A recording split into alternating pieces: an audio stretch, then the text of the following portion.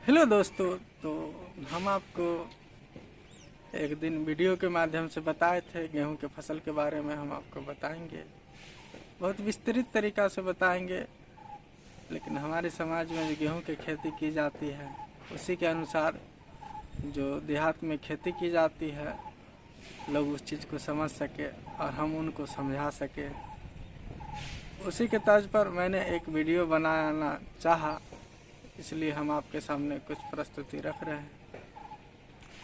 इंसान कभी कोई पूरा नहीं होता है, लेकिन प्रयास करने से क्या नहीं होता है।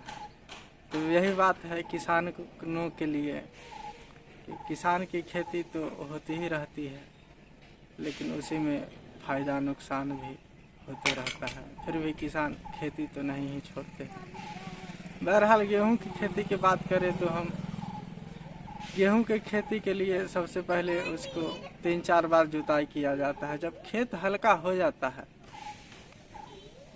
तब उसमें केमिकल खाद और जैविक उर्वरक दोनों डालते हैं। केमिकल खाद में जैसे कि नाइट्रोजन, पोटास, कैल्शियम वगैरह जो भी जिनको सक्षम युक्त है सब लोग अपने हिसाब से खाद डालते हैं।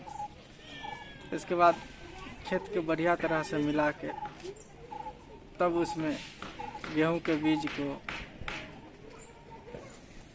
छीटा जाता है या मशीनों के द्वारा उसमें बोया जाता है। फिर उसको मेंटेन किया जाता है। और इसके बाद जब ये तो हो गई आपको रोपने की, जब उसका 20 से 22 दिन पौधा का होता है, 25 दिन अप्रॉक्स, तब उसमें पहली सिंचाई की जाती है। जब पहली सिंचाई की जाती है तो पहली सिंचाई जितना उसका सह सके उसी के अनुसार उसको हल्की सिंचाई देनी चाहिए। हल्की सिंचाई से ये होता है कि फसल को ज़्यादा नुकसान नहीं कर पाता है। जिस तरह से हम लोग आदमी हैं, मानव है, हम लोग को ही मान के चलिए कैपेसिटी है 4 लीटर 6 लीटर पानी पीने की।